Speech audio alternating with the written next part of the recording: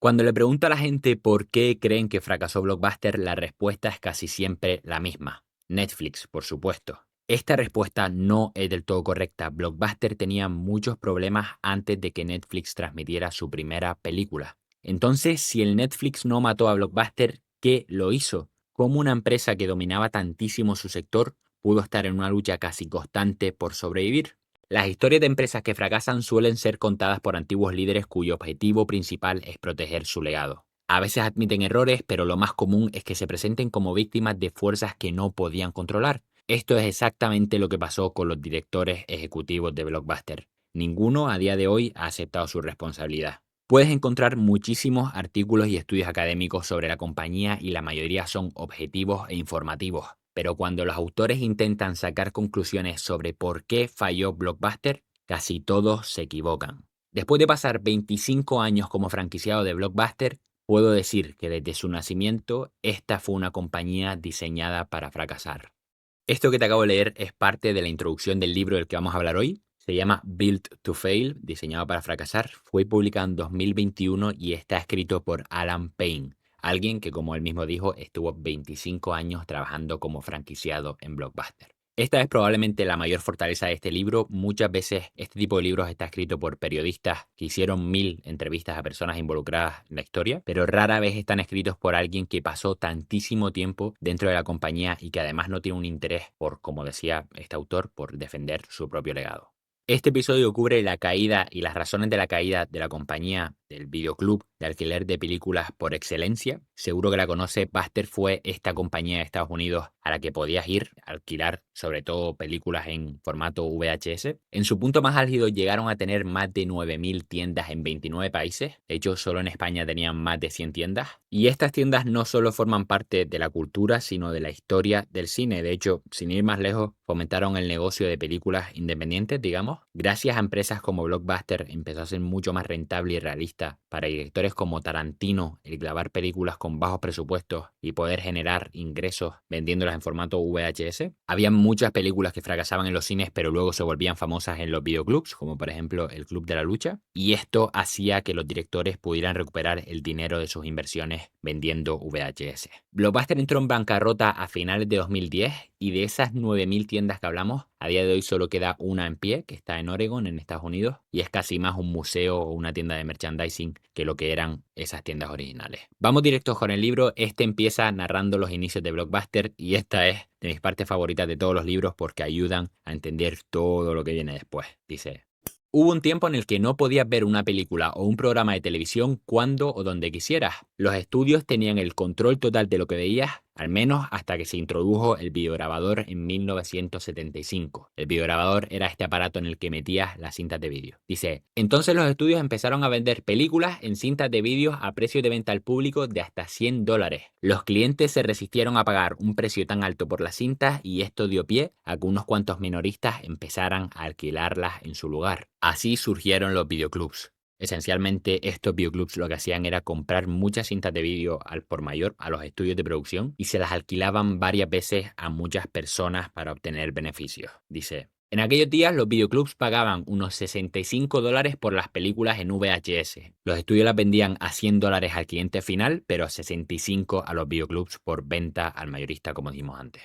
Los clientes consideraban que un precio justo por alquilar una película era de unos $3. Esto significaba que las tiendas tenían que alquilar una película 22 veces solo para recuperar la inversión. Y esto que viene ahora es uno de los problemas centrales a lo largo de toda la historia de Blockbuster. La necesidad de generar tantos alquileres durante el periodo de alta demanda, justo después del estreno, hacía que fuera imposible el tener existencia de todos los títulos todo el tiempo. El alto precio también llevó a los videoclubs a exigir que las películas se devolvieran en un plazo determinado, normalmente 1 o 2 días. También empezaron a cobrar multas por retraso, algo que las tiendas hacían para asegurarse de que los clientes devolvieran las películas a tiempo y pudieran alquilarse de nuevo. Los videoclubs se habían convertido en el principal agregador de películas. Para 1987, las ventas de cintas VHS se habían convertido en la mayor fuente de ingresos de todo Hollywood. El negocio creció tanto que por sí solo cubría casi todos los costos de producción, distribución y marketing de Hollywood para todas sus películas. Y aquí es donde entra uno de los protagonistas de esta historia. Dice, la mayoría de los primeros videoclubs estaban en ubicaciones secundarias, demasiado pequeñas y mal iluminadas. Pero en 1987, un recolector de basura de Florida estaba a punto de apoderarse de toda la industria. Hemos hablado varias veces de esta idea de cómo muchas empresas acaban teniendo el ADN de su fundador. Muchas de las empresas más grandes hoy en día pueden entenderse estudiando la vida de sus fundadores y Blockbuster es una de esas empresas. Dice, Wayne Huizenga fundó una de las mayores empresas de gestión de basura en 1971 y aunque no fundó Blockbuster, compró la participación mayoritaria en 1986 cuando ésta tenía solo 20 tiendas. Hizo algo muy parecido a lo que hizo Ray Kroc con McDonald's. No fue el fundador, pero sí el que hizo de la marca lo que todos conocemos hoy en día. Dice, además de esta empresa de recursos de basura y Blockbuster, Huizenga convirtió a AutoNation en el mayor concesionario de coches del país en apenas 3 años. Es la única persona en la historia que ha logrado llevar 3 empresas distintas al listado del Fortune 500, que es este listado de las empresas más grandes de Estados Unidos según sus ingresos. Y el cómo funcionaban estas dos empresas anteriores es importantísimo para entender el funcionamiento de Blockbuster. Dice, tras sacar a bolsa la empresa de recursos de basura en 1971, Huizenga compró 133 empresas de residuos en solo 10 meses. Para Wayne Huizenga, todo consistía en comprar, construir y vender empresas. Decía a menudo que le interesaba mucho más construirlas que dirigirlas. El día a día de gestionar un negocio no le inspiraba. Justo hace un par de episodios mencionábamos a Djokovic, el tenista con más Grand Slams de toda la historia. Cuando le preguntaron a Djokovic en una entrevista cuál creía que era el secreto o el motivo de su éxito tan longevo, este respondió, me gusta golpear la pelota, refiriéndose a que disfrutaba del proceso en sí mismo. No lo hacía por ganar los Grand Slams o exclusivamente por ganar los Grand Slams, sino que entrenar y jugar también eran parte del fin. Volvemos a Huizenga, dice, a menudo decía que le interesaba mucho más construirlas que dirigirlas. El día a día de gestionar un negocio no le inspiraba. No le gustaba golpear la pelota, le gustaba el desafío de antes y la recompensa del después, pero el durante no le apasionaba. A Huizenga la trajo Blockbuster por lo mismo que a otros dueños de otros videoclubs. Bien llevados, eran increíblemente rentables desde el primer día. No hacía falta un largo periodo para crear una base de clientes. Según se abría una tienda, esta daba dinero para abrir otra y otra y otra y otra. Y aquí entraba también la importancia de los incentivos del equipo de Huizenga. Dice, la misión principal del nuevo equipo directivo de Huizenga era crecer y cobraban por ello. La mayoría aceptó sueldos más bajos a cambio de opciones sobre acciones muy lucrativas que solo valdrían de algo si la empresa crecía. Y creció. En 2 años pasó unas pocas docenas de tiendas a más de 1000 y luego abrió otras 2000 en solo 3 años. Y esto viene ahora es otra prueba del foco en el crecimiento y en el cortoplacismo. Dice, cuando el director financiero pidió dinero para mejorar sistemas y gestionar mejor el inventario de Blockbuster, Huizenga rechazó sus solicitudes. Le dijo, dame una solución mejor que decirme que sacrifique la construcción de 40 nuevas tiendas por unos malditos sistemas para ustedes. No necesito sistemas que me digan que tenemos demasiadas cintas en las tiendas. Basta con ir un sábado por la noche y contarlas manualmente. Este intercambio es la prueba perfecta de cómo veía Huizenga el negocio. No le importaba mucho cómo operaban las tiendas mientras éstas estuvieran abiertas y generaran beneficios. Los detalles no le interesaban y esa actitud caló en toda la empresa. Y en línea con esto de su falta de interés por los detalles, dice, no hay mayor ejemplo de esto que su gestión, o falta de ella, de su enorme base de datos de películas. Blockbuster acumuló más datos sobre los hábitos de consumo de los estadounidenses que ninguna otra empresa en la historia. Sabían género, edad, dirección y cada película alquilada por millones de personas. Esto es oro. Los estudios de Hollywood no tenían nada parecido y sin embargo Blockbuster estaba sentado sobre su mina de oro. El comentario de Huizenga sobre contar cintas manualmente era casi literalmente cómo gestionaban los datos. En 29 años de historia nunca actualizaron seriamente los sistemas de las tiendas ni de gestión interna. En 1992, 6 años después de que tomara el control, la empresa dominaba el sector y generaba más efectivo del que podía gastar abriendo tiendas. Entonces pudieron parar y analizar los errores inevitables cometidos durante el hipercrecimiento, pero con Huizenga al mando y $1.000 millones quemándole en el bolsillo, no había duda sobre qué pasaría después. Huizenga no se dio cuenta entonces. Habían construido una empresa muy grande y enriquecido a miles de personas, pero lo lograron siendo los primeros, no los mejores. Huizenga temía que otros copiaran a Blockbuster. Quizás en el fondo sabía que no estaban haciendo nada distinto. Por eso la hizo crecer a tantísima velocidad. Nunca pareció considerar que otros pudieran vencerle haciéndolo mejor, o que una tienda abierta enfrente a un Blockbuster pudiera hundir su beneficio un 75%. En 1992, el mayor competidor de Blockbuster vino del lugar menos esperado, una cadena de supermercados.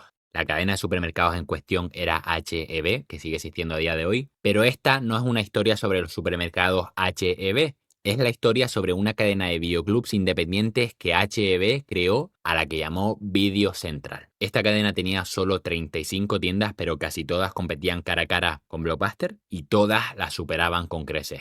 Y al principio del episodio mencionamos que el autor del libro había trabajado durante 25 años en Blockbuster, pero lo que no habíamos mencionado es que también trabajó en Video Central. De hecho, trabajó en Video Central antes que trabajar en Blockbuster. Dice, trabajé en HB durante 15 años. Cuando dice HB me refiero a la parte de Video Central. Dice, después pasé 25 años como franquiciado de Blockbuster. Tuve éxito a pesar de la carrera hacia el fracaso de Blockbuster gracias a los principios de negocio que aprendí en Video Central. Y esta parte que viene ahora me encanta también porque empieza a contar diferencias entre Blockbuster y Video Central. De nuevo, estas diferencias tienen en gran parte mucho que ver con sus fundadores. Dice, H-E-B es una de las mayores empresas privadas de Estados Unidos. Primera diferencia, Blockbuster salió a bolsa, H-E-B siempre se mantuvo privada. Ya hemos cubierto en episodios como el de James Dyson o el último de WeWork también, las implicaciones de salir a bolsa versus mantenerse privados. Otra de las diferencias es que mientras que Blockbuster fue comprada por Huizenga, esencialmente para hacerla crecer y venderla, es decir, como medio para hacer dinero ya, la cadena de H-E-B es un negocio familiar. Dice, su presidente, Charles Butt, dirige la compañía desde que relevó a su padre en 1971. Me metí por curiosidad en Wikipedia para ver quién era el CEO a día de hoy de la compañía. El presidente sigue siendo Charles Butt, pero el CEO, el director ejecutivo, es el sobrino de Charles. Y otra de las diferencias fundamentales que tienen es el contexto del que vienen sus fundadores.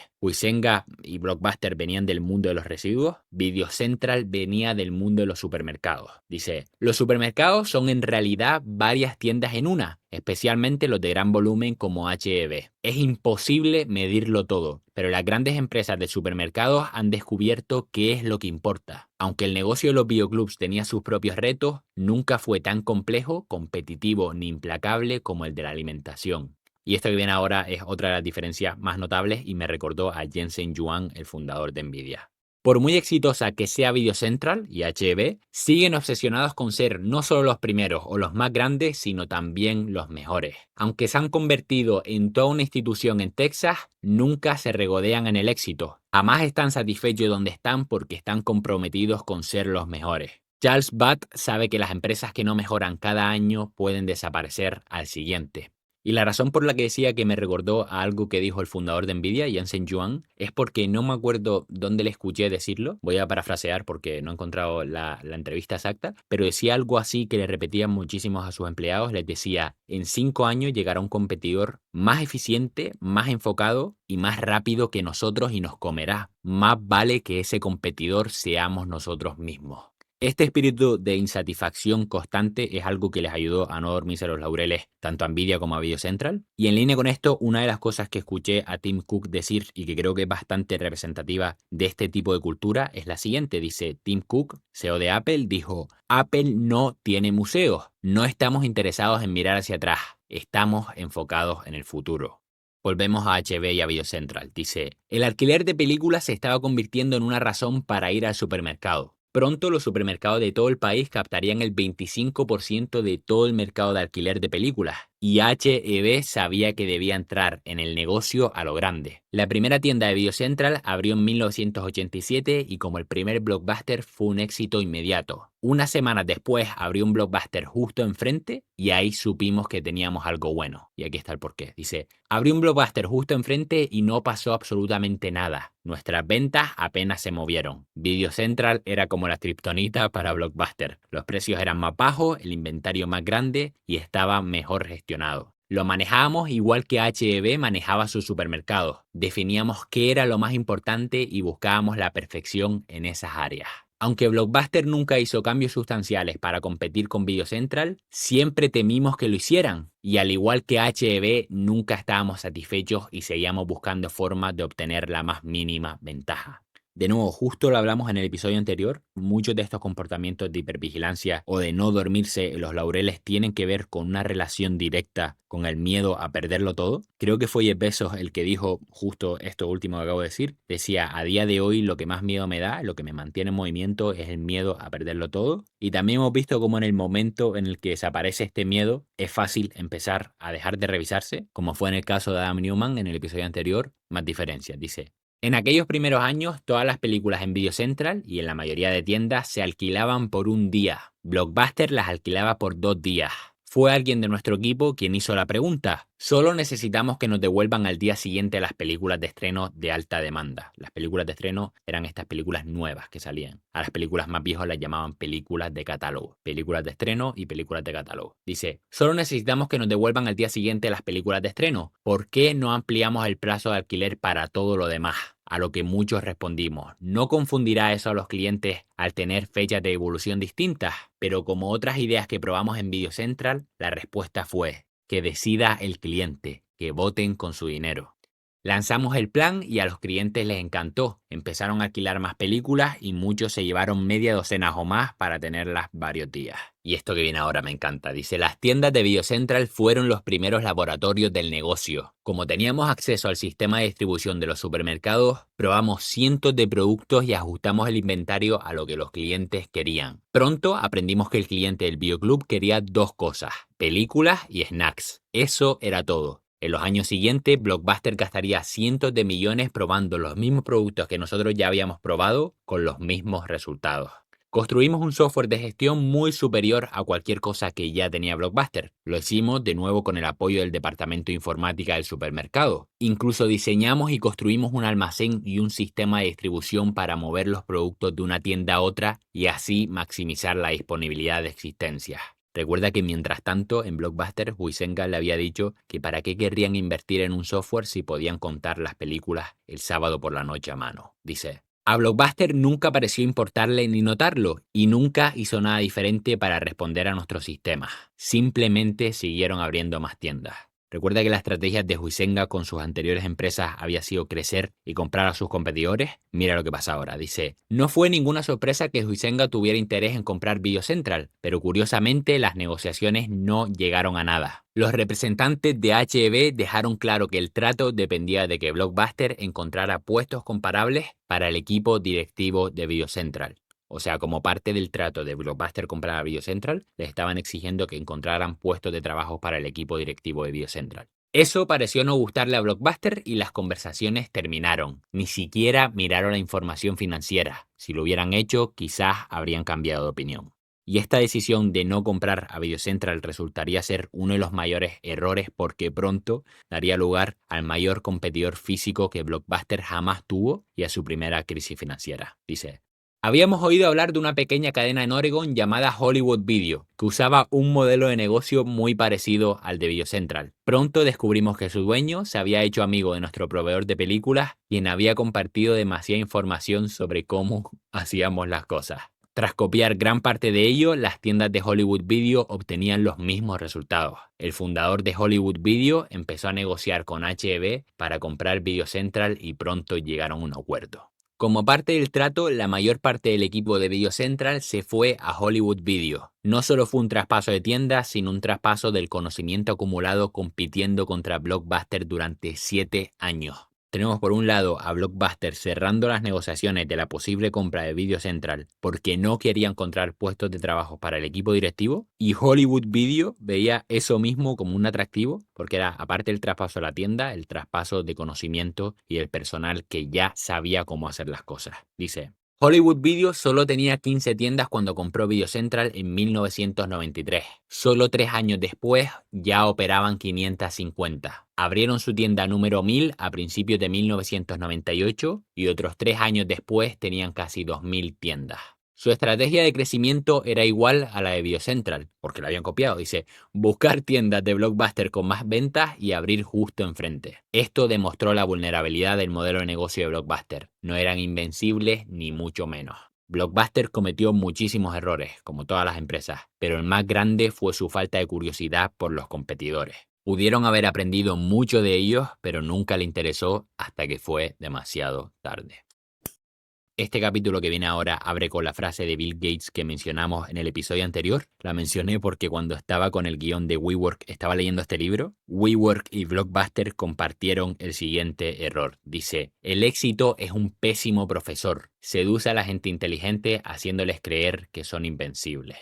Para 1993, casi todo el crecimiento de ventas de Blockbuster venía de las tiendas nuevas. Las ventas en muchas de las ya existentes se habían estancado y algunas iban en declive. ¿Y a qué les llevó esto? De nuevo a creer que para seguir creciendo en ventas y crecer como empresa tenían que abrir más y más tiendas acumulando costes fijos. Esto me recordó a algo que decía Steve Jobs sobre cómo muchas compañías entraban en declive intentando repetir lo que les había funcionado en el principio. Dice, cuando las empresas crecen muchas veces intentan replicar su éxito inicial. Asumen que su magia, su éxito, provenía de un proceso, en el caso de Blockbuster del proceso de abrir más y más tiendas, e intentan usar esos procesos para sustituir el contenido. Algo parecido descubrió Skinner, uno de los mejores psicólogos de la historia, haciendo experimentos con palomas. Descubrió este comportamiento de las palomas y le puso el nombre de comportamiento supersticioso. Dice, Skinner observó que cuando alimentaba a las palomas en intervalos aleatorios, éstas empezaban a repetir el comportamiento que habían realizado justo antes de recibir la comida. Con el tiempo, cada paloma desarrollaba un ritual distinto. Unas giraban hacia la derecha, otras picoteaban, otras movían la cabeza, convencidas de que ese comportamiento era la causa del premio. Esto llevó a Skinner a concluir que los organismos, incluidas las personas y las organizaciones, tienden a repetir conductas que coincidieron con un éxito pasado, incluso cuando esas conductas ya no funcionan en el presente. Justo en el episodio de Charlie Munger hablamos de los peligros de esta tendencia a asociar cosas que no necesariamente guardaban una relación entre ellas. Charlie decía, algunos de los errores de cálculos más dañinos vienen de lo que se asocia accidentalmente con el éxito pasado de uno. Volvemos con Blockbuster, lo habíamos dejado con ellos repitiendo esencialmente lo que les había funcionado en el pasado, crecer, crecer y crecer. Ahora va a una de las principales razones por las que se fue a trabajar a Blockbuster a pesar de todo esto que estamos contando. Va a hablar de una de las franquicias, de las pocas franquicias que irónicamente no seguían las pautas de los locales corporativos, digamos, los que Blockbuster abría ellos mismos, y además estos que no repetían el comportamiento de Blockbuster en los locales corporativos conseguían mejores resultados, dice. Prime era una empresa de televisión por cable que tenía franquicias de Blockbuster. El concepto de franquiciado de Blockbuster es totalmente distinto al de McDonald's, por ejemplo. Y mira por qué. Dice, aprendí que los franquiciados tenían control total sobre los precios, las condiciones de alquiler y cómo se gestionaban las multas por retraso. Los franquiciados debían usar el sistema informático de la tienda y apoyar la marca siguiendo ciertas pautas de imagen. Pero más allá de eso, manejaban el negocio con total libertad. Supongo que esto tenía algo que ver con que no habían unas pautas específicas sobre cómo llevar el negocio.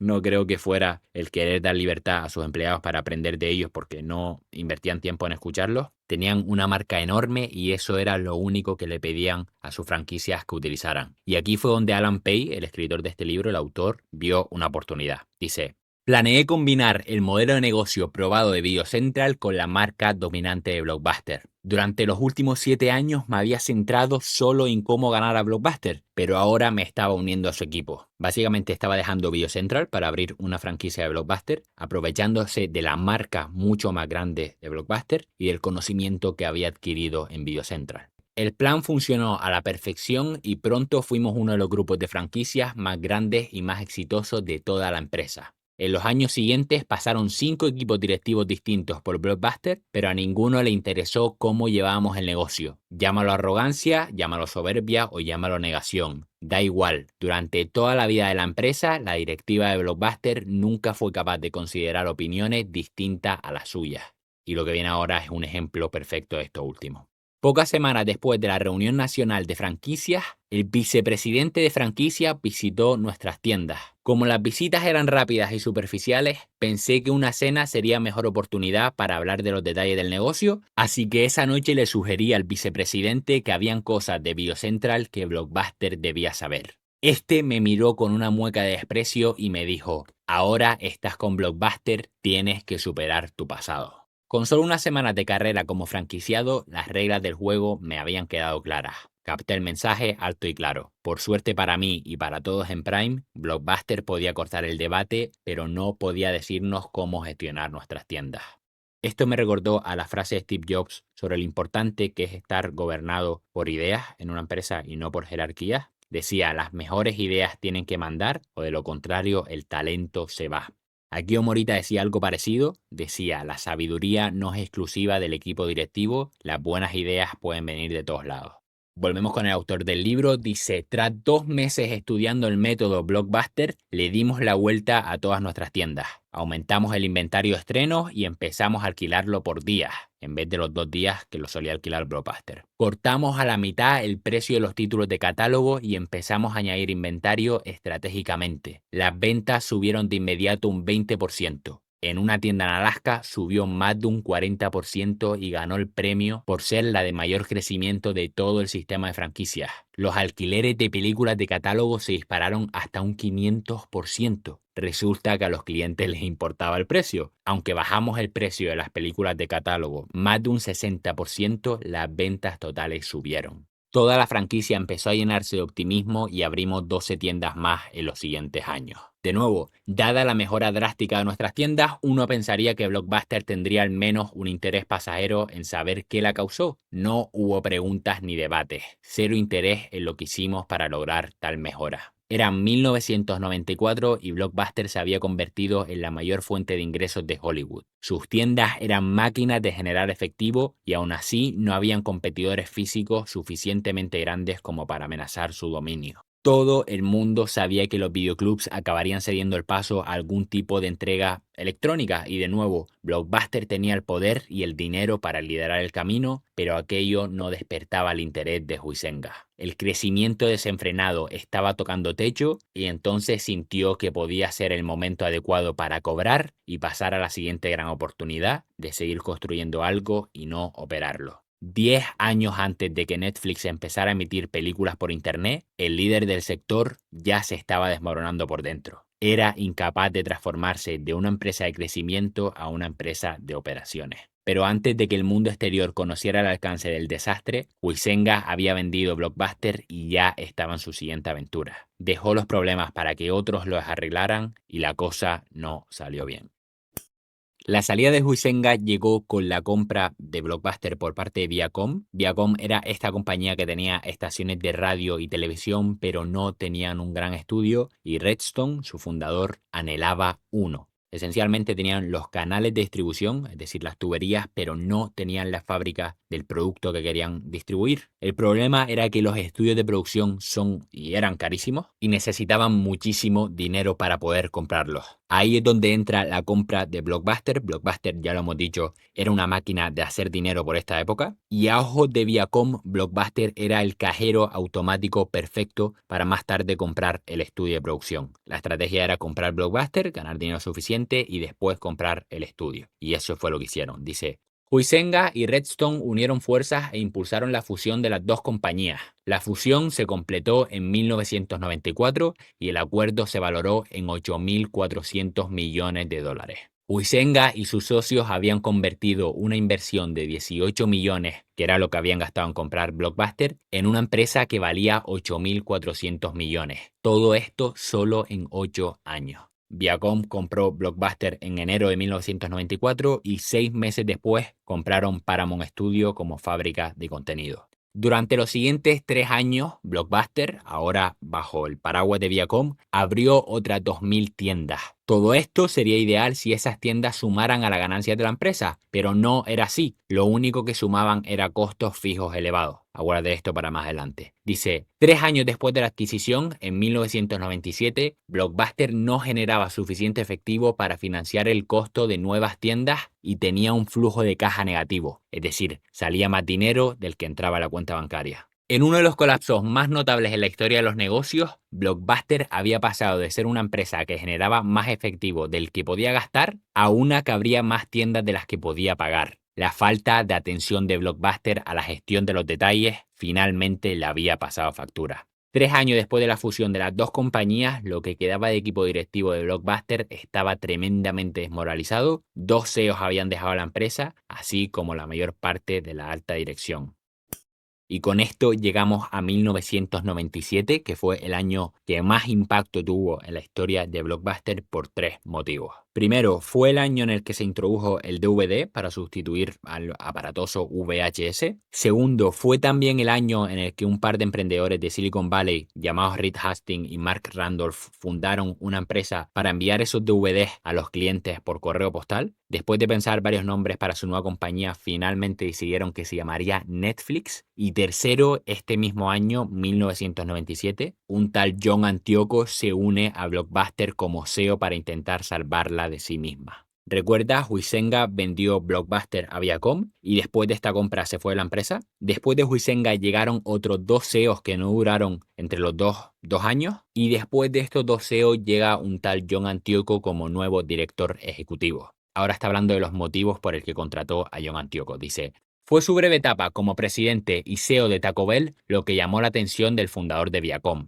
Taco Bell estaba en serios apuros cuando llegó Antioco, pero este logró un cambio drástico en menos de un año. Al llegar a Blockbuster, Antioco involucró por primera vez a los franquiciados. Después de su llegada se formó la Asociación de Franquiciados de Blockbuster, asistió a una reunión nacional de franquicias y, a diferencia de todos sus predecesores, escuchó lo que tenían que decir. John tenía fama de centrarse en el cliente. La solución al problema de Blockbuster era obvia para un minorista experimentado como él. Su primer movimiento fue igualar los precios de sus competidores y en muchos casos bajarlos. Simplemente siguiendo un principio elemental de las ventas minoristas, Antioco había revertido la tendencia negativa de ventas de Blockbuster. Por fin un CEO que lo entendía. Por primera vez desde su fundación hacía más de 10 años, aceptaron actualizar el sistema de gestión de inventario para los franquiciados, es decir, el software que utilizaban las tiendas para gestionar el producto de las películas. Hasta aquí todo bien. John Antioco parece que va a ser el que salva la compañía, pero el problema, el gran problema, llegó con el intento de solución de uno de los dolores más antiguos de la compañía, lo dijimos al principio, que era la disponibilidad de las películas, sobre todo de las películas de estreno. Dice: muchos clientes se quejaban de ir a sus locales para alquilar una película que se había estrenado recientemente y encontrarse la estantería de estrenos completamente vacía. John esperaba, de hecho, que con la siguiente acción, siempre que fueras a buscar una película Blockbuster, la encontraras. Estaba tan seguro de esto que empezaron una promoción que prometía a sus clientes que si iban a buscar una película y no la tenían disponible, el siguiente alquiler les saldría completamente gratis. Mira lo que hizo Antioco para solucionar el problema de stock de las películas de estreno. Antioco decidió inundar las tiendas con estrenos mediante un programa llamado reparto de gastos. Esta es una parte crucial de la historia porque se convirtió en una droga que Blockbuster nunca pudo dejar. Dice: el reparto de gastos era un método por el cual los estudios cobraban más a los videoclubs vendiéndole más copias a un precio menor por unidad. Por ejemplo, el estudio les daba la opción de venderle 100 copias a $65 cada una o 300 copias a $30 cada una. Si Blockbuster hacía compras más grandes con una inversión mayor, cada unidad le costaba menos. Y la intención de Blockbuster detrás de esta acción era aumentar las ventas totales de la tienda al tener más copias disponibles para alquilar. Pero claro, si eso no ocurría, el beneficio caería precisamente porque el coste, la inversión, había sido mayor. Otra de las ventajas, entre comillas, de este trato era que solía pagarse en un plazo de 6 meses en comparación a los 60 días habituales si la película se compraba directamente a $65. Dice: estos plazos extendidos aumentaban el subidón adictivo y hacía que fuera carísimo dejar el hábito. Esto me recordó a la frase de Samuel Johnson que decía: las cadenas del hábito son demasiado ligeras para sentirse hasta que son demasiado pesadas para romperse. Y esto que viene ahora es la gran problemática de este trato. Dice: aparte de vender más películas, los estudios buscaban con esta oferta deshacerse de las películas que no eran tan demandadas. Casi todos los programas de reparto de gastos obligaban a Blockbuster a comprar un número determinado de películas conocidas como títulos B. Los títulos B eran estas películas que habían fracasado en el cine. Y con este sistema, con este trato, oferta, Blockbuster no tenía derecho a elegir entre películas ganadoras y perdedoras. Se tenía que quedar el pack completo. Conseguían muchísimas películas a un buen precio, pero no elegías cuáles. Y esto conecta con la frase de Samuel Johnson. Dice: años después, cuando Blockbuster necesitó salir del sistema de reparto para salvarse, no supo cómo. Por aquel entonces era irremediablemente adicta. Y esta parte que viene ahora me recordó a WeWork, ahora entenderás por qué. Dice, un grupo de dueños de videoclubs independientes demandó a los estudios alegando competencia desleal. A juzgar por el alto stock de películas de Blockbuster, sus competidores estaban convencidos de que estaban recibiendo acuerdos exclusivos a bajo costo que ellos no tenían. Muchos habían probado el sistema y les resultaba prohibitivamente caro. Blockbuster debía tener un trato mejor, pensaban. Tras escuchar testimonios durante unos días, el juez desestimó rápidamente el caso por falta de pruebas. El mito fue desenmascarado, el sistema de reparto de gastos estaba disponible y era el mismo para todos. Lo mismo que con los competidores de WeWork, los competidores de Blockbuster no entendían cómo crecía tanto con su mismo negocio, cómo estaban teniendo tantas películas, y entonces dieron por hecho que Blockbuster tendría que tener mejores ofertas por parte de los estudios. En realidad tenían la misma oferta, solo que los competidores se habían dado cuenta de que aquello no era sostenible y habían parado, mientras que Blockbuster seguía. Es curioso que en ambos casos, tanto en Blockbuster como en WeWork, los competidores se dieran cuenta antes que ellos de que sus acciones no eran sostenibles. Dice, los precios bajos fueron clave para rescatar a Blockbuster del desastre, pero a los pocos años sus precios de alquiler eran más altos que nunca. Cada vez que subían los precios, las ventas mejoraban, pero solo temporalmente, ya que los precios altos empezaban a ahuyentar a los clientes. La realidad era aún peor. Nosotros podíamos ver lo que Wall Street no veía. Las visitas de clientes y los alquileres caían más rápido que las ventas, pero estaban camuflados por unos precios de alquiler más altos, los más altos de nuevo en la historia de la compañía.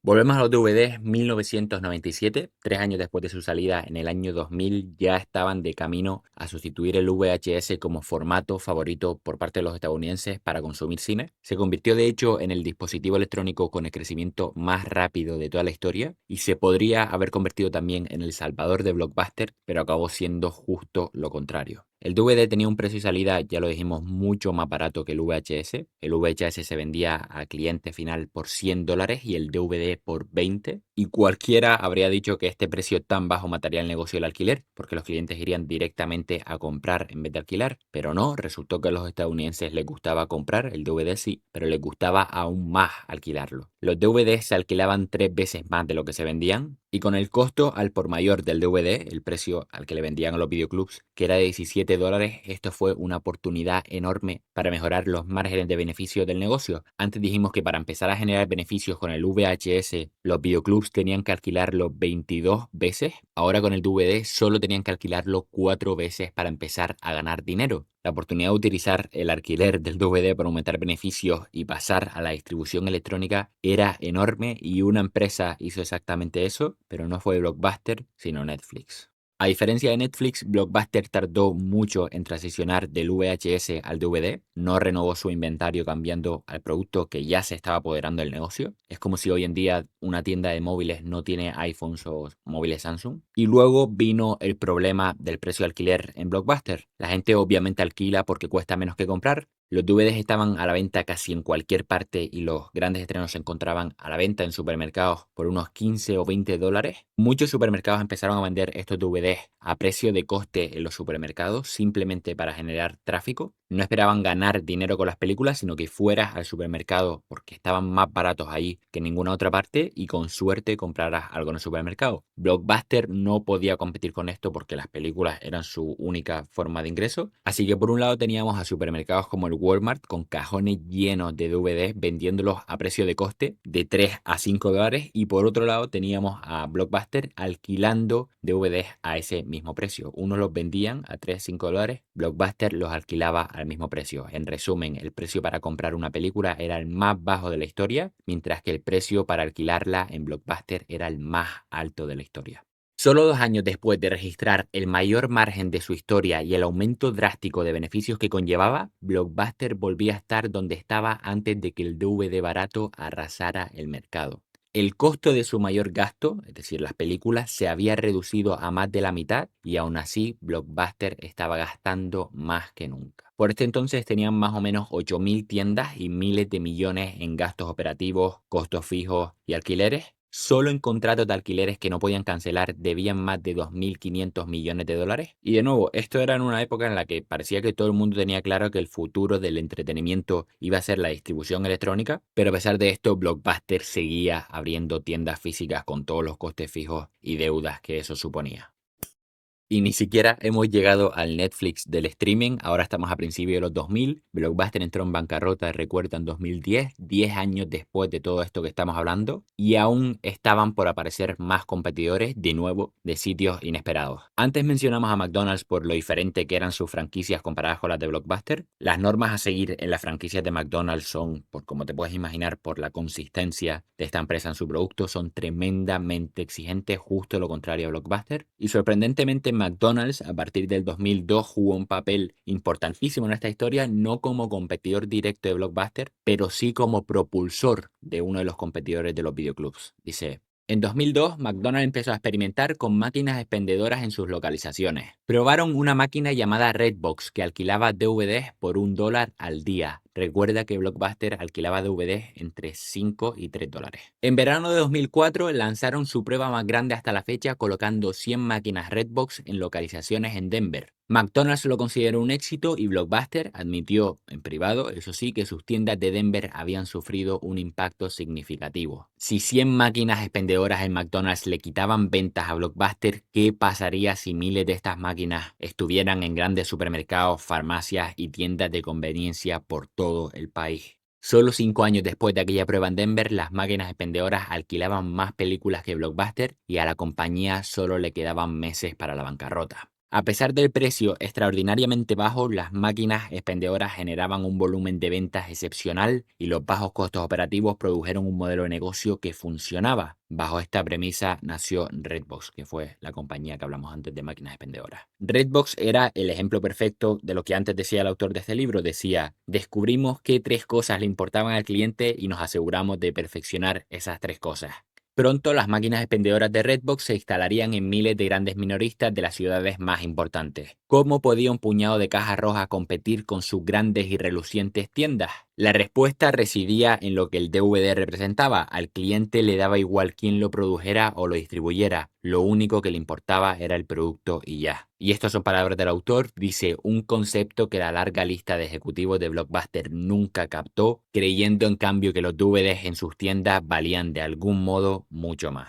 Con solo 70 títulos, las máquinas expendedoras de Redbox no tenían la mayor variedad, pero como casi todas las películas que tenían eran estrenos, cada máquina contenía cerca del 90% de lo que los clientes de Blockbuster buscaban, además a una fracción del precio en Blockbuster. En cuanto a la conveniencia, Redbox estaba en todas partes. Su omnipresencia se convirtió en publicidad, no necesitaban gastar dinero diciendo a la gente dónde estaban o qué hacían. Redbox estaba donde tú estuvieras, donde tú compraras. Además eran tecnológicamente superior a Blockbuster. Los DVDs podían buscarse y reservarse online y después devolverse en cualquier máquina expendedora del país. No solo tenían los estrenos al mejor precio, a los precios más bajos, sino que los DVDs eran más fáciles de alquilar y de devolver. Este es uno de los competidores que no solo Blockbuster infravaloró, sino que también suelen ser infravalorados cuando se cuenta esta historia. Dice: tras superar el número de transacciones de alquiler de Blockbuster en solo 5 años, un año después superó el total combinado de todos los videoclubs. Ahora, una simple máquina que no ejecutaba más que lo básico sería el clavo final en el ataúd de Blockbuster. No hacían falta tiendas llamativas ni promociones engañosas.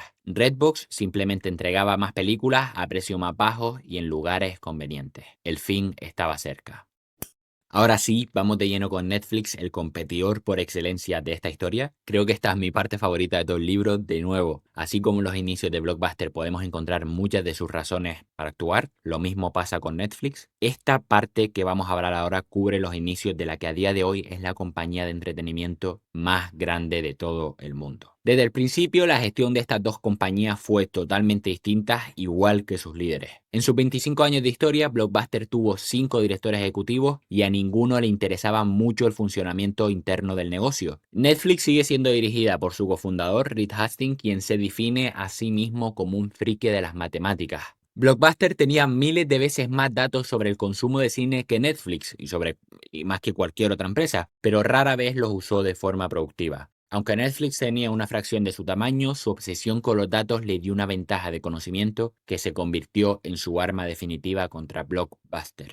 En sus inicios, Netflix ofrecía alquiler y ventas de DVDs en su página web. Básicamente era una extensión de lo que era un videoclub físico en Internet. Alquilaba los DVDs de uno en uno, igual que Blockbuster, con multas por retraso incluidas. Pero esta no fue la versión de Netflix que mató a Blockbuster. Y ahora cuenta el cambio de rumbo que tuvo Netflix y que la diferenció de ser esencialmente el Blockbuster, pero en Internet.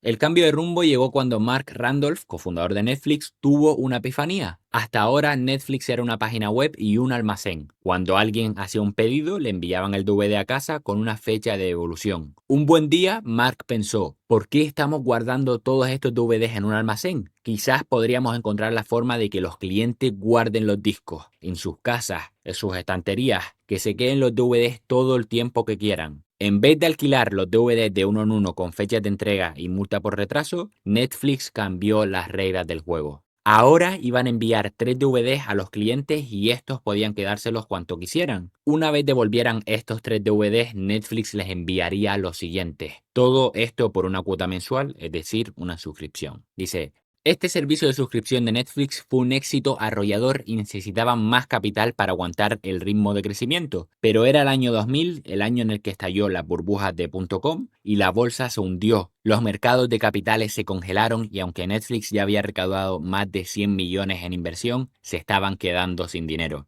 Y mira lo que pasa ahora, esto lo mencionamos creo en el episodio de BlackBerry, creo. Dice, en el giro de destino más extraño de la historia, Netflix intentó venderse a Blockbuster. La propuesta era sencilla, le ofrecieron a Blockbuster pagar 50 millones por Netflix. Una cantidad pequeña para el Blockbuster que en aquel entonces pagaba a los estudios más de 1.500 millones al año por película. Estaban ofreciendo venderse literalmente por un 3% de lo que le pagaban a los estudios. Dice, nadie, ni siquiera Hastings, podía predecir el éxito masivo de Netflix. Pero en septiembre del año 2000, Netflix ya tenía 250.000 suscriptores y si simplemente seguían el ritmo de crecimiento de la venta de los reproductores de DVDs, era fácil imaginarse que llegarían a varios millones de suscriptores en pocos años.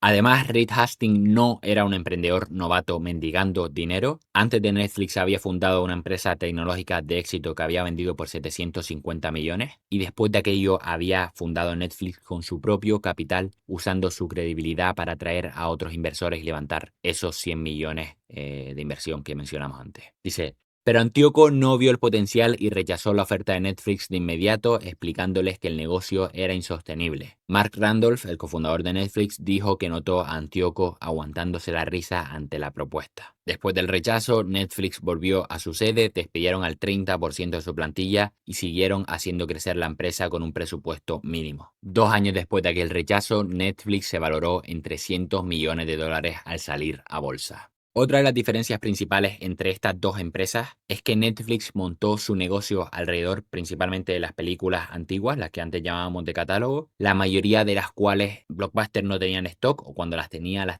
con precios excesivamente altos. Para que te hagas una idea de esto, los suscriptores de Netflix pagaban unos $20 al mes por alquilar una media de 8 DVDs. Esos mismos 8 DVDs en Blockbuster, si es que los tenían, costaban al menos $32, además de las multas si no las devolvías a tiempo y además de la gasolina y el tiempo para ir al local de Blockbuster a recogerlas in situ. Cerca del 80% de los DVDs que Netflix enviaba por correo eran películas de catálogo. Entonces, si los clientes de Blockbuster alquilaban sobre todo estrenos, ¿cómo los venció Netflix alquilando principalmente cine antiguo? La respuesta define claramente lo que Netflix era y lo que Blockbuster no. Dice, millones de personas entraban en las tiendas de Blockbuster cada semana, pero la mayoría iba directamente a las paredes de estreno. Las películas de catálogo ocupaban casi todo el espacio, pero los clientes las ignoraban por la mala selección y los precios altos. En cambio, la única herramienta de venta que Netflix tenía era la pantalla del ordenador del suscriptor. ¿Cómo lograban sugerir con tanto éxito películas antiguas que a los suscriptores les encantarían? Esto me recordó a Amazon. Amazon empezó siendo una tienda de libros online. Netflix empezó siendo una tienda parecida a una tienda de películas online. Al igual que Netflix, en ambos casos la mayor ventaja competitiva estaba en la captación y el uso de datos para hacer recomendaciones a sus clientes. Mientras mayor era la base de datos y mejor era el algoritmo para entender los patrones, mejor era el servicio que le ofrecían a sus clientes. Y esto era todo una ventaja competitiva. Cuando entras en una librería, por ejemplo, los clientes no suelen recibir recomendaciones en función de sus lecturas anteriores. Esto requeriría un trato personalizado que sería carísimo e igual poco escalable, necesitarías muchísimos empleados. Sin embargo, en Amazon, a medida que comprabas o añadías libros a tu lista, el algoritmo iba devolviéndote muy buenas recomendaciones según tus gustos. Netflix hacía y hace algo parecido, conocían tan bien a sus clientes desde el día 1 que les ofrecían buenas recomendaciones y esto, por supuesto, hacía que la recurrencia de consumo fuera mucho mayor. Y lo que viene ahora va en línea con esto. Dice, con el tiempo, estos algoritmos fueron cada vez mejores. Pero como nunca estaban satisfechos, Netflix organizó un concurso público que premiaba con $1.000.000 a cualquiera que pudiera mejorar su modelo de recomendación en un 10%. La parte de nunca estar satisfechos era la parte a la que me refería, que marcaba la diferencia entre Netflix y Blockbuster, también entre HBO y Video Central y Blockbuster. Otra de las diferencias es que mientras Netflix estaba dispuesta a pagarle $1.000.000 a un desconocido por ayudarles, Blockbuster ignoraba las mejoras que sus propios franquiciados estaban haciendo para mejorar las ventas y los márgenes del negocio. Los franquiciados de Blockbuster iban detrás de sus directivos pidiéndoles ser escuchados sin éxito y Netflix iba detrás de sus clientes o de posibles desconocidos para que les ayudaran. Y esta diferencia que viene ahora también es central. Dice, los suscriptores de Netflix usaban un sistema de colas para listar las películas que querían ver por orden de preferencia. En un mundo perfecto, los suscriptores recibirían el título al principio de su cola, seguido por el número 2 y el número 3, así sucesivamente. Pero eso rara vez ocurría. Netflix tenía el derecho a elegir y usaba este sistema para controlar y respaldar la garantía de entrega al día siguiente para la mayoría de suscriptores. Esto no lo hacían los de Blockbuster. En Blockbuster los clientes elegían qué película querían ver exactamente y esto, unido a la dificultad de averiguar qué películas tendrían alta demanda porque no usaban los datos de sus clientes, hacían que muchas películas tuvieran altísimas demandas y nunca estuvieran disponibles, mientras que otras con bajas demandas estuvieran cogiendo polvo en la estantería. Dice,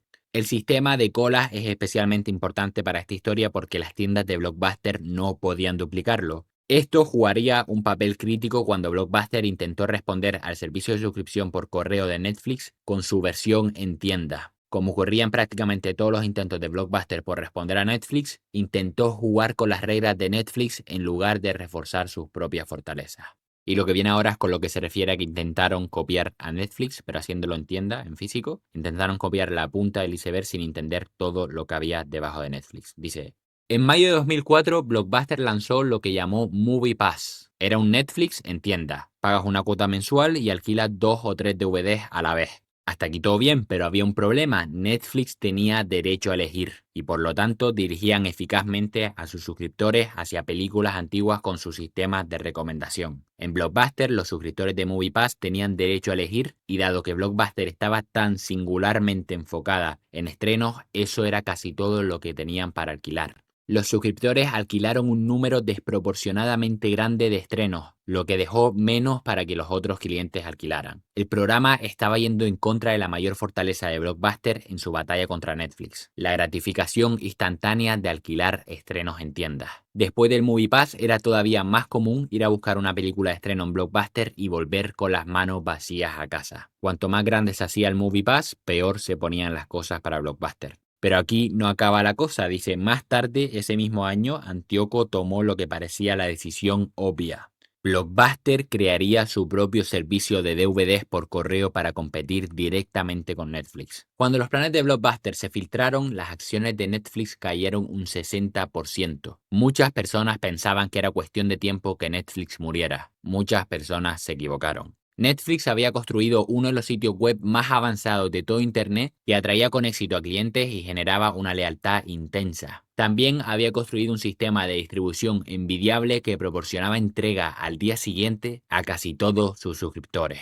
Blockbuster nunca estuvo cerca de acercarse al servicio rápido de Netflix ni a su sistema de recomendación, pero aquí no se acaban los intentos de competición. Dice, el último intento de competición con Netflix llegó con una oferta bajo el nombre de Total Access. Existe un viejo refrán empresarial que se burla de las estrategias de marketing perezosas. Cualquiera puede regalarlo. Total Access llevó esto de regalarlos a niveles superlativos. Se lanzó a finales de 2006 y la oferta era simple. Ahora los suscriptores de Blockbuster Online tenían la opción de devolver el DVD por correo, como de costumbre, o devolverlos en tiendas físicas de Blockbuster donde podrían alquilar inmediatamente otro DVD gratis. O sea, si en vez de devolver el DVD por correo ibas tú personalmente a la tienda a devolverlo, te daban otro DVD gratis. Dice, la mayoría de estas películas que los clientes elegían para alquilar gratuitamente, de nuevo, eran estrenos. Y no había límite de cuántas veces los suscriptores podían repetir ese proceso. Podían hacerlo incluso cada día. Vamos, que si estabas suscrito a Blockbuster Online, podías tener películas infinitas yendo a devolverlas personalmente a la tienda. Alquilabas una película, la ibas a devolver presencialmente a tienda, la llevabas a casa, cuando la ibas a devolver de nuevo te daban otro alquiler gratis. Por primera vez en la historia, Blockbuster estaba registrando más suscriptores nuevos que Netflix. Todos creían que por fin Netflix había encontrado a su rival a la altura. Casi de la noche a la mañana la disponibilidad de estrenos fue la peor que jamás había existido. Era imposible mantener las tiendas adecuadamente abastecidas cuando el parásito de Total Access estaba absorbiendo vida de ellas. Las dificultades financieras de Blockbuster habían alcanzado el punto de crisis, pero estaban a punto de recibir un salvavidas.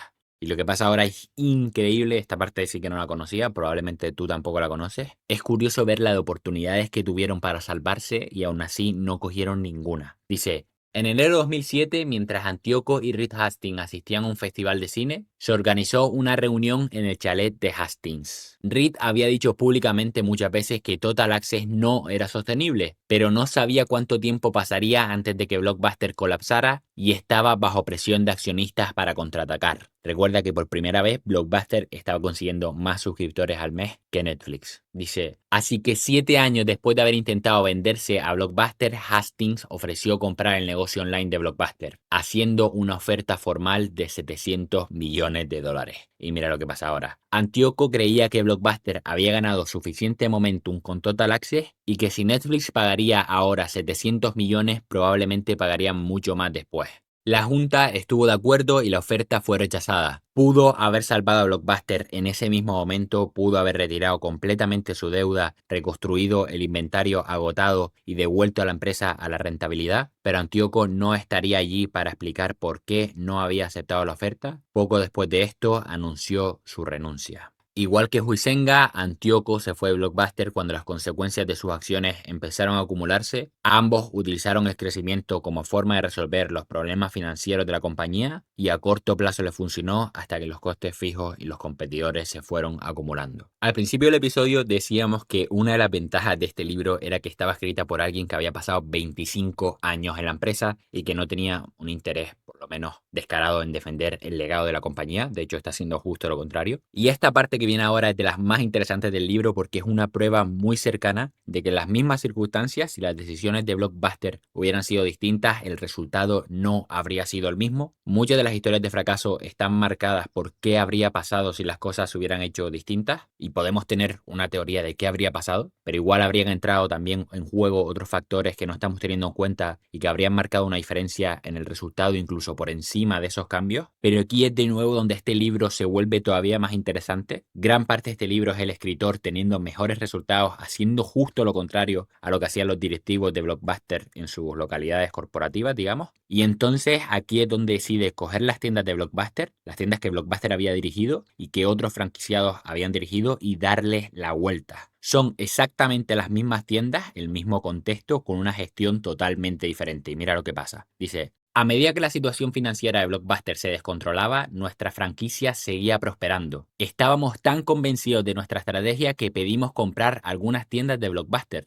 En 2006, esto fue antes de que Antíoco se fuera, Antíoco se fue a mitad de 2007, dice, en 2006 hicimos una oferta por 24 tiendas y me sorprendió gratamente que llegáramos a un acuerdo rápido. Al principio, y aquí es probablemente donde cometió el error, dice, al principio de las negociaciones le dije a Blockbuster que planeábamos darle la vuelta por completo. Dejaríamos de vender el Movie Pass, alquilaríamos los estrenos por días en vez de por 2 días y bajaríamos los precios drásticamente. En otras palabras, dejaríamos de hacer todo lo que Blockbuster afirmaba que estaba salvando el negocio y haríamos justo lo contrario. Y mira lo que pasa ahora, dice, estábamos terminando la documentación cuando de repente ocurrió lo impensable. Steve, vicepresidente senior de Blockbuster, me informó que el acuerdo se había cancelado. Habíamos invertido cientos de horas y miles de dólares en prepararlo. Pedí una explicación, pero no hubo ninguna, solo que el trato se había cancelado. Steve y yo teníamos una gran relación de trabajo. Él quería cerrar el trato tanto como yo. Esto fue especialmente incómodo porque sabía que no tenía libertad para decirme el por qué. No fue hasta varios meses después que supe la verdad. Antíoco lo había frenado. Nunca dijo por qué, pero siempre he creído que fue porque nuestro éxito habría puesto en duda toda su estrategia. Poco después, el franquiciado que era dueño de las tiendas en la zona de Texas estaba en declive severo y puso a la venta 13 de sus tiendas. Estas 13 tiendas habían seguido la misma estrategia que las tiendas corporativas de Blockbuster, así que vimos una oportunidad, acordamos un precio y cerramos la compra. A la semana de lanzamiento, un 20% más de clientes visitaba la tienda. Las ventas subieron hasta un 10%. A medida que se corrió la voz y lanzamos una campaña publicitaria, las ganancias en ventas subieron al 20%. Solo 18 meses después de iniciar el cambio, nuestra transformación de las tiendas de esta zona produjo un aumento del 200% en el flujo de caja. Sí, se triplicó. Para 2007 habíamos logrado cambios dramáticos en 38 tiendas que habían seguido estrategias fallidas de Blockbuster. En total, ahora gestionábamos 60 tiendas y cada una de ellas superaba las tiendas corporativas por un margen amplísimo. Antíoco fue el cuarto CEO de Blockbuster y dirigió la compañía de 1997 a 2007, una década que fue innegablemente la más transformadora para Blockbuster.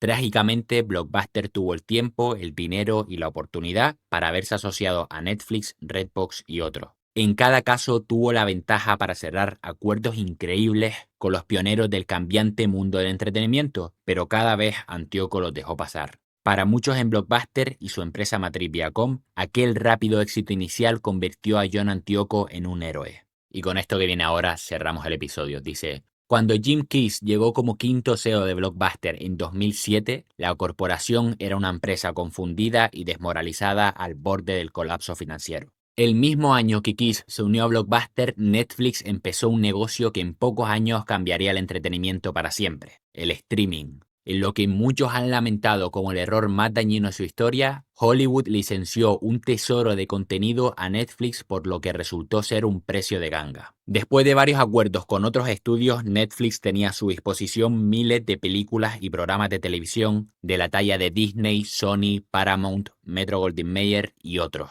En conjunto representaba aproximadamente el 60% de todos los títulos de películas de los estudios de Hollywood. Estos acuerdos aceleraron el crecimiento de Netflix y le aportaron más de 12 millones de nuevos suscriptores en solo 3 años. 14 meses después de convertirse en CEO, Keyes anunció el lanzamiento de máquinas expendedoras de DVD a las que llamó Blockbuster Express. Para entonces, Redbox ya tenía contratos con la mayoría de principales minoristas del país y había pasado 5 años perfeccionando su sistema. Como resultado, Blockbuster Express nunca supuso una amenaza seria para Redbox ni generó un beneficio financiero para Blockbuster. 15 meses después de que Keyes asumiera el cargo, todo empeoró. Lehman Brothers, uno de los bancos más grandes y antiguos de Estados Unidos, se declaró en quiebra el 15 de septiembre de 2008, en lo que sigue siendo a día de hoy la mayor quiebra en la historia de Estados Unidos. Esto fue el detonante principal de la crisis financiera de 2008. Dice: los mercados financieros se congelaron y limitaron severamente las opciones de Blockbuster para refinanciar su deuda. Blockbuster seguía generando más de $3.000 millones en ventas anuales, pero la compañía estaba tan sepultada bajo una montaña de costes fijos y una carga de deuda que era solo cuestión de tiempo antes de que sus acreedores dijeran basta. Eso ocurrió el 23 de septiembre de 2010. Blockbuster se acogió al capítulo 11 de la ley de quiebras en un tribunal federal de Nueva York. Y el párrafo que viene ahora me recordó a Guido Morita por lo que hablamos antes de la importancia de escuchar a clientes y trabajadores, y con esto cerramos el capítulo. Dice: en todos mis años con Blockbuster, este había sido el tema recurrente. Personas con buenas intenciones tomando decisiones críticas a 30.000 pies de altura, cuando esas decisiones se habrían tomado mejor sobre el terreno, en las tiendas, escuchando a los operadores y a los clientes sobre lo que realmente pasaba en Blockbuster. Pero desde la fundación de la empresa hasta su mismísimo final, eso no formó nunca parte del ADN de Blockbuster. El éxito abrumador de sus primeros años generó una complacencia injustificada que quedó grabada permanentemente en su cultura. Y aquí lo voy a dejar, como siempre, si te ha gustado este episodio, asegúrate de que estás siguiendo este podcast, es la única forma que tienes de enterarte de nuevos episodios. Me ayudarías muchísimo si le recomendaras este episodio o cualquier otro del podcast a alguien que creas que le pueda interesar. Tu recomendación es el mayor regalo que le puedes hacer a este podcast. Como siempre, si quieres escuchar la historia completa, te dejo en las notas de este episodio un link para que puedas conseguir una copia digital del libro. Muchísimas gracias por escuchar y hasta la próxima.